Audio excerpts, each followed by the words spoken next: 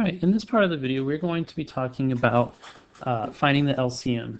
Where LCM fits in with fractions, and specifically with our section 3.5 here, is that whenever you're adding fractions that have unlike denominators, you have to find the LCM, or the least common multiple. Now, the multiple here means that you're going to find a bigger number. So some terminology that we'll use in math is we'll talk about multiples, and that means things that are going to be bigger. And then we'll also sometimes talk about factors, like a greatest common factor or greatest common divisor. And typically those are going to be smaller. Okay, so the multiples of a number, so the multiples would be like 3 times 1, 3 times 2, 3 times 3. These are the multiples of 3. So the multiples of 4 would be 4 times 1, 4 times... Let's see, 4 times 1, 4 times 2, 4 times 3, 4 times 4, and so on. And so you can go through and you can write out a list of all the multiples of a number. And if you're looking for common multiples, then you would go through and write out the multiples of both numbers. So if I'm looking for a common multiple of 4 and 6, I would first write out the multiples of 4. Then I'd write out the multiples of 6, so 6 times 1, 6 times 2, 6 times 3, 6 times 4, times 5, times 6, times 7, and so on. But our common multiples then would be the ones where they're both in common. So they both have a 12, that's a common multiple. They both have a 24, so that's a common multiple. Right? They both have 36. That's a common multiple. But what we're trying to get to is something called the least common multiple, the LCM. And specifically, that's the smallest of these numbers. So the common multiples of 4 and 6 are 12, 24, 36, and there'd be more, but that's enough. The least common multiple is the smallest of all of them. So the LCM of 4 and 6 is 12. 12 is the smallest number that both 4 and 6 go into. Let's find some more LCMs. So this is the first technique. It's just to write out a bunch of factors of the numbers. So if we write out the factors of the numbers, the multiples of the numbers. So if we write out the multiples of 4, 4, 8, 12, 16, 20, 24, 28. All we're doing is just adding 4 each time, right? But this was just, 4 times 1, 4 times 2, 4 times 3, 4 times 4, 4 times, and so on. And we'll do the same thing with our 5s. 5 times 1, 5 times 2, 5 times 3, 5 times 4, and so on. And so when we write all these out, we can see that the least common multiple, now we wouldn't actually have to keep going, because as soon as we find a number that's in common, I see this one has a 20, this one has a 20, that means the LCM is 20. Okay. Let's use this same technique to find the least common multiple of 6 and 8. Okay, so if I start with 6, I would have 6. And we always do need to start with the actual number, because sometimes the LCM might be one of these numbers. If I had, for instance, if I had 4 and 8, the LCM of these two numbers is 8. Okay, so you always want to start with the actual number that you're given there. All right, so we have 6 times 1 is 6, times 2 is 12, 6 times 3 is 18, 6 times 4 is 24. If you don't know your times tables, you definitely need to study them. Fractions are really tough if you don't know your times. Let's just stop there, and now we'll come through and do the 8s. Okay? 8 times 1, 8 times 2, 8 times 3. Oh, I can stop. I don't even have to do any more. That's enough. I've got enough right here. Look, they both have 24. I don't need to keep going once I find that there is an LCM. Or once I find a common multiple, the first one I find is the least common multiple.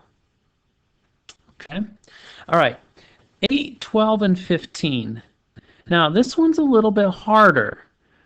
what you would have to do is you'd have to keep going for all of these, 8, 16, 24, and it is pretty big. I don't know that we necessarily need to do this one right now, because there's a little better way to do this once you when you have more of them like this. So I'm just going to show you that even though, let's see, that's 8 times 6, 8 times 7, and so on. And so that's the 8s.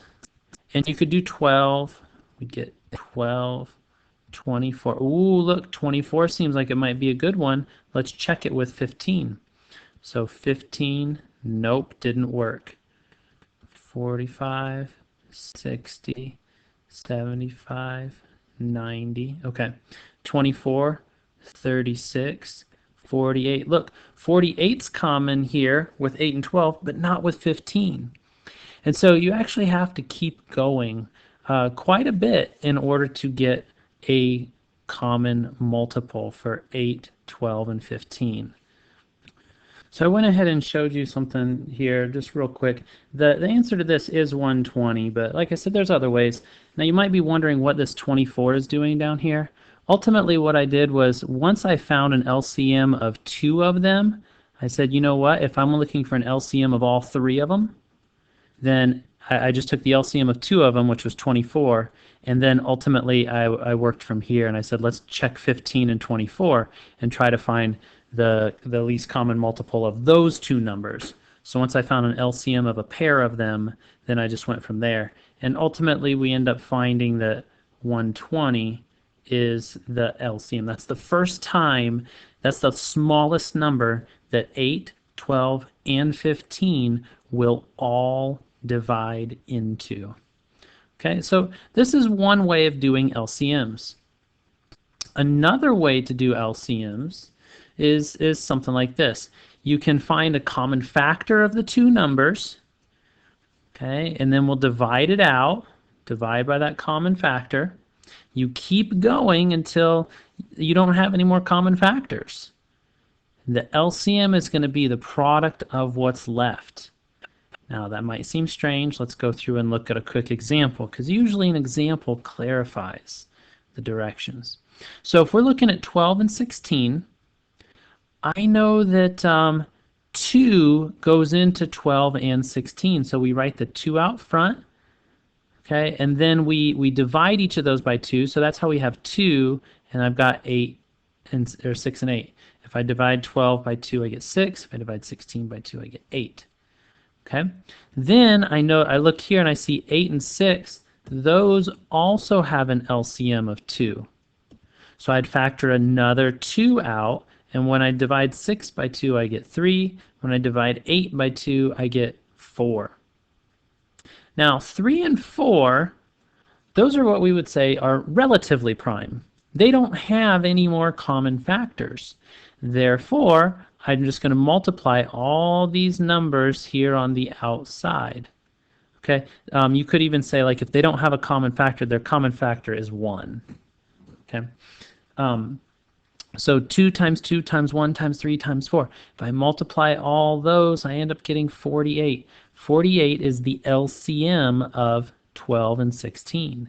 If I went through and started doing like we did before, we would say 12, 24, 36, 48, and we just kind of keep going, not really sure on when we're going to stop.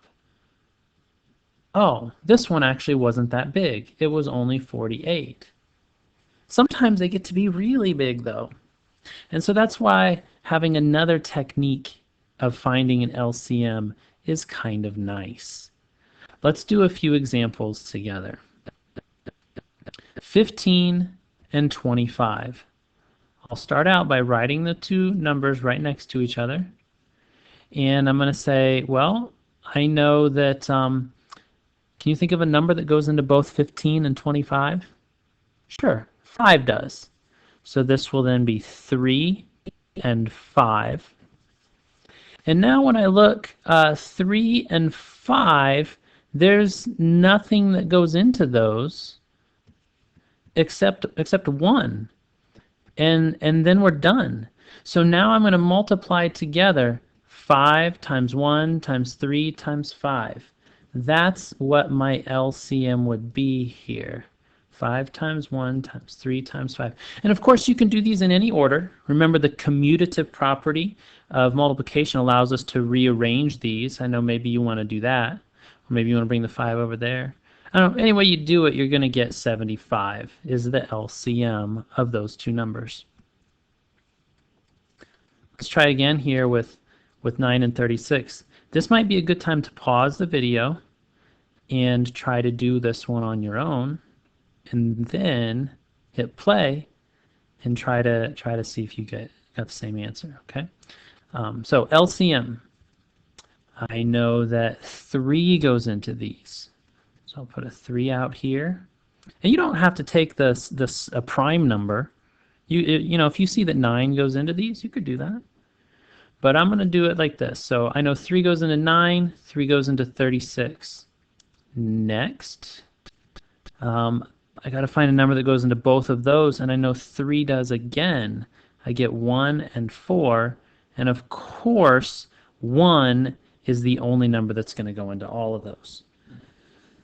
So I get 3 times 3 times 1 times 1 times 4.